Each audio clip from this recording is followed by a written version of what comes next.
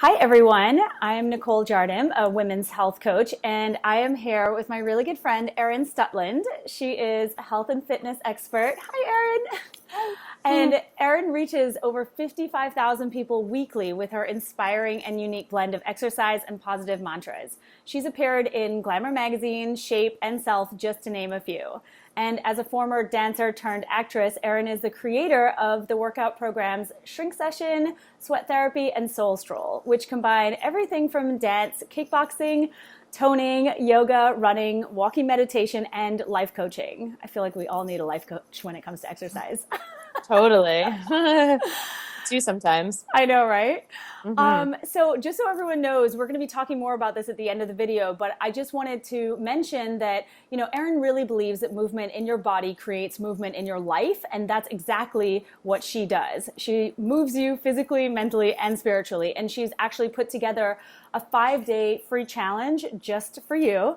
And during this 5-day experience, she's going to be giving you these short 5-minute, easy to follow workouts that leave your body full of energy and your spirit lifted. So you'll find the link to sign up for this challenge. It's called a Say It, Sweat It, Get It challenge below, and it's going to begin really soon. So we're going to talk about that. But first, I want to say hi and talk to you a little bit about, how you got into this work. Yeah, as you mentioned, I was a dancer, so I grew up having lots and lots of energy, probably quite honestly, lots of nervous energy, anxiety energy, and luckily I found a way to funnel that into dance and into movement, which I absolutely loved. But being a dancer, there comes some pressure to look a certain way and to that sort of sense of perfection that comes along with that. And around high school is when I really started to struggle with this idea of what I wanted my body to look like versus what I thought it looked like. Started restricting calories. And I think, as anyone probably knows, when you start to restrict calories, any sense of anxiety or depression that you already experience, it will only be heightened when you are not feeding yourself and grounding yourself with food. And that's what happened. And then I went into college, and the situation got worse. And around that same time, my first year of college, my mom was diagnosed with ovarian cancer, which was a really hard, scary time, kind of hit me to the core. And it was a tough time because that anxiety and depression really heightened around that time. But what was interesting was that my mom really approached her healing like a warrior. I mean, she was outstanding. I don't know everything. Obviously, as the child, you don't know everything that's happening in your parents' mind. But from the outside, she was very determined to beat this. She didn't let it overtake her. She started going. She did chemotherapy, and she did the Western medicine route. But she also started doing meditation and Tai Chi and changed her diet. But Wow. I think the biggest lesson that I got from my mom was really her attitude and how powerful it was and how determined she was, and that whatever energy she had, she would put on her little hat and paint on her eyebrows and go out into the world. And it was really the power of a positive attitude. And I think, from watching that, I realized, that I have the power to choose my own attitude, to choose what I think about, to choose what I focus on. And as I was going through that period of time, of anxiety and depression, I started to be like, well, wait, I can change this. I have the power to change this. And one of the ways in which I started to create that change was using mantras or affirmations. I had picked up this really wonderful book called The Greatest Salesman in the World by Og Mandino, which is an awesome book, Nicole. I think Really? you would actually really love it. Yeah. Okay, Even if good you're to not, know. even if you're not like looking into sales, basically it's like he has these scrolls, and every day you read them like 3 times a day, and they're mantras, they're affirmations, they're a way of thinking. And 3 times a day you stop and you read these things, and it's a reminder that I will greet this day with love in my heart. That was one of them. So And good. if you say that to yourself over and over again, that has an impact on how you start to feel. And there are scientific studies, that show how we talk to ourselves, that internal conversation has a huge impact on how we feel about ourselves. And so that was really the start that I started to realize I can change the way I think. I can change that internal conversation. And what I started to do at that time is bring those affirmations or those mantras into my ballet class. So I would be at the bar and I would be like, I will greet this day with love in my heart, And so I was pairing this movement with this positive self-talk so that it wasn't just, it's one thing to kind of like sit quietly, close your eyes and, meditate on love.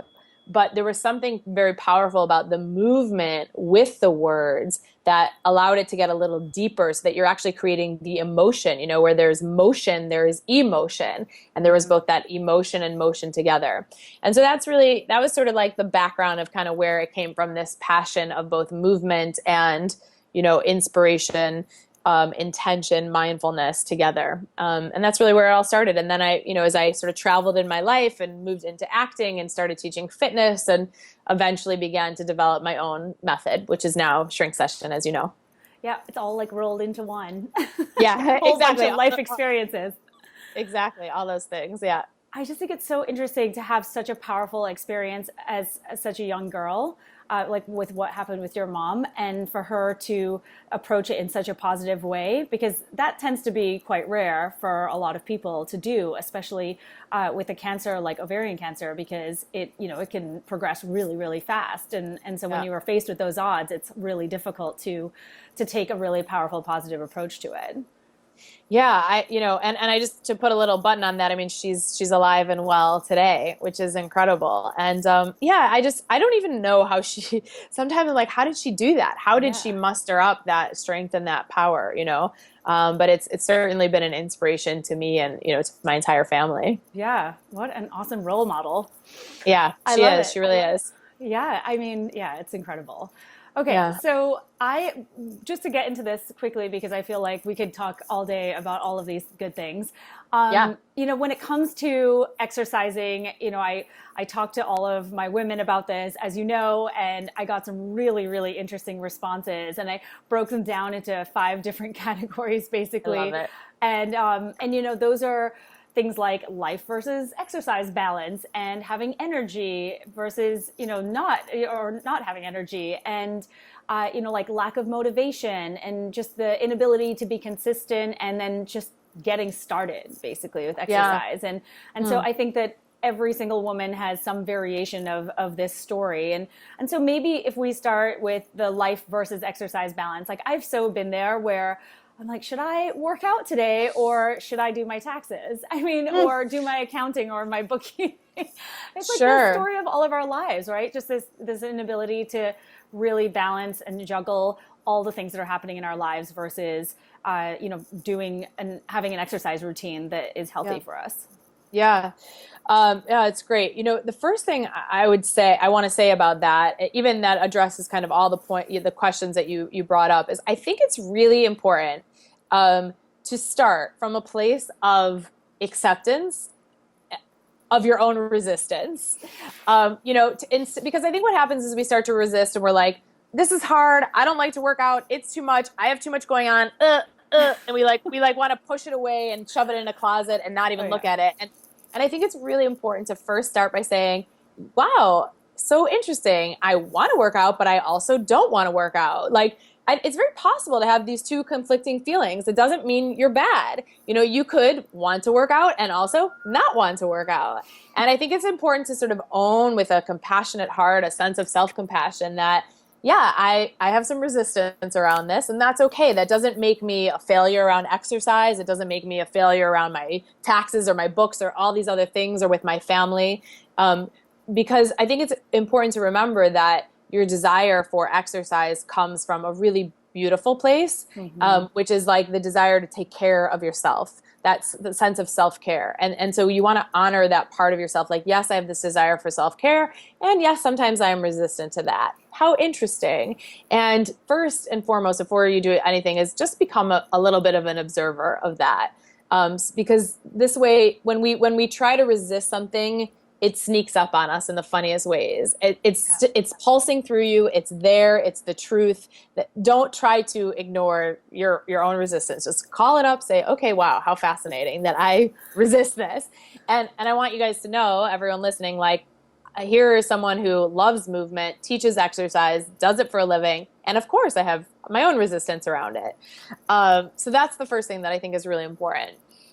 And then, the other thing that I think is really important around this life balance is I think one of the problems that I see with exercise in general and that you see in marketing and the way people talk about it is, exercise, working out is really usually only tied to weight loss or to getting your body fit or right and tight. And, it's to getting a very certain result. And there's nothing wrong with wanting that result. That could be a very real result that you're going for. Sometimes that's the exact thing that you want. And so there's nothing wrong with that. But I think that that's the only thing we tie exercise to. Maybe we tie it a little bit to like a healthy heart. Maybe we tie it a little bit to having more energy. But mostly, wouldn't you agree, Nicole, that most are like, I need to work out because I'm feeling fat. Or, totally. Or, it's like, or summer's coming. Or summer's coming, oh my God. Right? I hear summer's coming and I'm filled with dread. Yes, exactly. It's been a long winter. And again, there's nothing wrong with wanting weight loss. I think, there's also sort of this whole thing that's happening in sort of the wellness movement of like, accept your body as it is, which I think is so important. I'm all for that. But like sometimes losing weight is the best thing for you. Sometimes that's the right thing to desire. There's nothing wrong with wanting that. Yeah. But when that's the only thing, it makes it very difficult to get inspired to work out, because the truth is one workout is not going to transform your whole body in one workout. It's going to happen over time. Yeah. So the thing that I think is really important to do is that we bring a different intention to the workout. Mm-hmm. And I think that, one thing that I teach my clients that I do with Shrink Session, that we teach obviously in the Say It's But It Get It challenge as well, is to tie your desire for exercise to another important goal in your life. Oh, yeah. So I'll give you an example in my own life. And this is something that I do personally. And I'm going to be honest, sometimes, as you know, I'm supposed to be shooting a TV show coming up. And as a result of the show, like I definitely, because I know I'm going to be on camera, I'm working out because I'm like, I want to tighten it up just a little bit, So that's sometimes the goal. But most of the time I'm not really concerned with that. I know I need to move my body because it feels good. So, an example that I'll use is, sometimes I'll be thinking about my business and, I want to grow my business. I want to be more generous in the content that I create and give. And I also want to open myself up more to receiving more, right? To receiving more clients, to making more money. That's a goal that's not at all tied to exercise or to fitness. But I will bring that goal, that desire into my workout. Right. So while I'm working out, while I'm doing those lunges, it's not about my booty. It's not about my legs. That will get worked. But what it's about is every time that I will do a lunge, for example, I'm thinking like, I'm making space for more. I'm making space for more, so that it's tied to an emotional feeling of something that's very important to me. And then what happens is I want to go do that workout because I know that's going to change my business. My workout is not about my body necessarily. It's about what the emotional feeling that it's going to give me, the new belief that I'm going to create, the new energy that I'm going to create to go and expand my business or whatever it may be. And so I really will encourage you guys, for those who struggle with that life balance, is to not think about the working out as just for your body. Think about the working out as for your life. What in your life is really important to enhance, to make better, to brighten up, whether it's your love life or your finances or, your relation, your parenting, whatever it may be, and bring those beautiful goals into your workout. And that's what I think is a way to sort of transform how we think about working out. And actually, I think with that in mind, you might actually look forward to working out then. No kidding. Right? Well, that is what I love so much about Shrink Session, because everyone might know, I've talked about doing your classes live in person in New York so many times. And so for me, it's that I never have felt so excited to sign up for a class and make sure that I get to it every chance I get to go. And that's what's been so powerful for me is the mantras that you have us say throughout the class, and then also how you start the class too. And I think that that's so important, right? Is setting the intention. And so many people like you said, there, we all have different intentions for working out or different reasons for working out. But I would say that like a lot of the women in my audience, yeah, weight loss is definitely a goal, but a lot of them just want to feel good. And I think that that's like, how do you set that intention? Like that to me is so important. And we never really do that. We just sort of go in begrudgingly, so to speak. Right. Yeah. Right. Even if the intention, like you said, is a feeling that you want to cultivate, then the intention for your workout is like, I want to feel more confident in myself when I go out into the world. And so when you're let's say you're doing some like punches or whatever, like then you focus on confident. You focus on knocking out the voices that are not confident, that are not inspiring, that are not encouraging, and instead you drop into this greater sense of confidence. Because, as I said, it's one thing to like sit quietly, peacefully and think, I am confident. I am confident. But it's another thing to physicalize that thought, that idea, that intention, and put it in your body so that there is emotion and motion behind it. And that's where things really start to shift. I love that so much.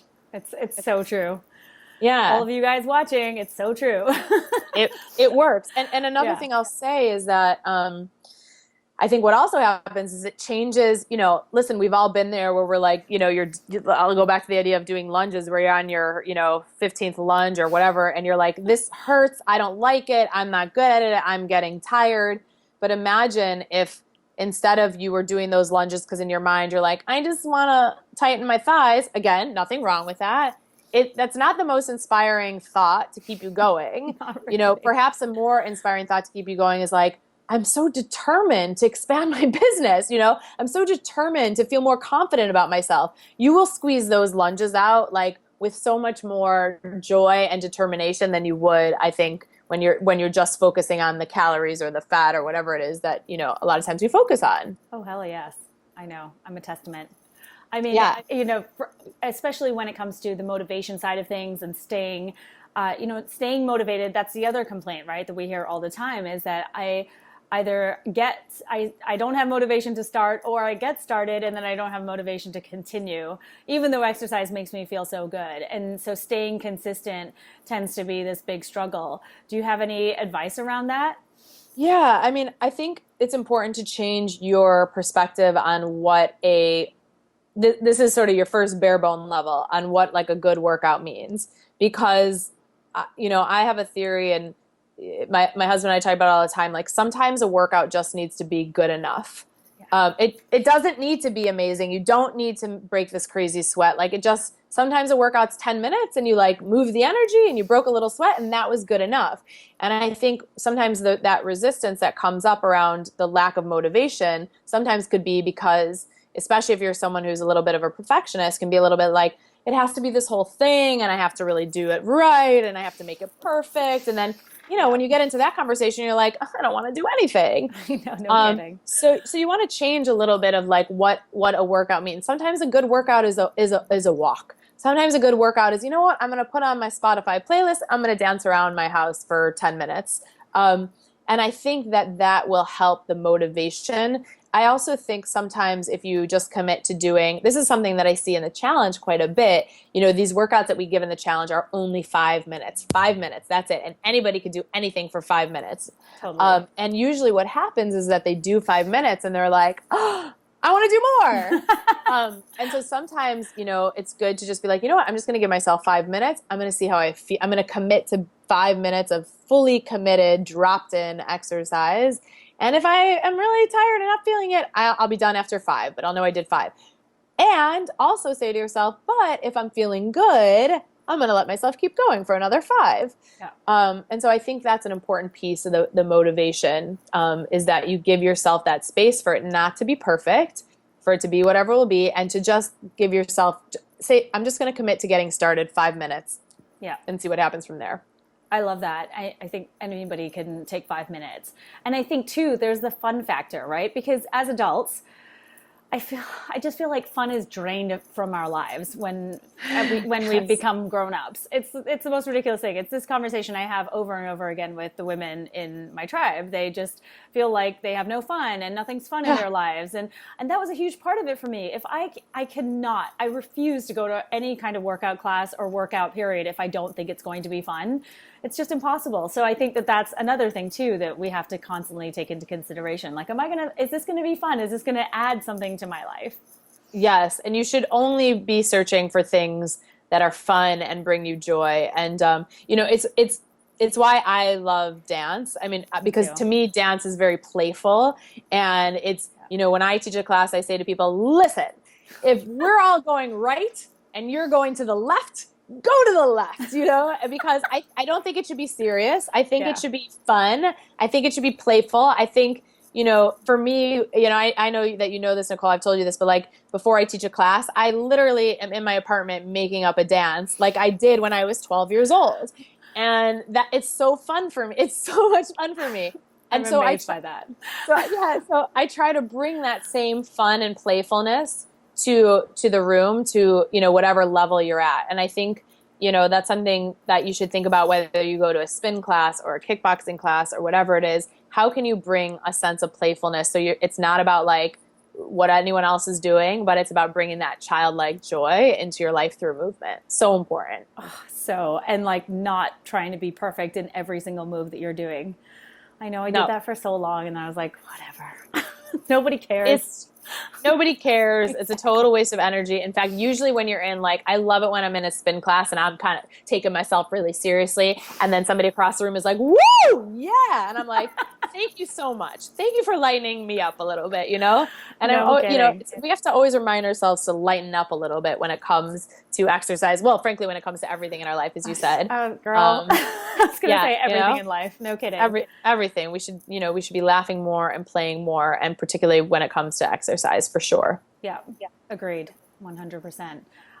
Okay. So do you have any kind of last thoughts, anything you want to share with my ladies about exercise and about your approach or anything like that? I'm going to talk a little bit more about your challenge and how they can sign up in a moment.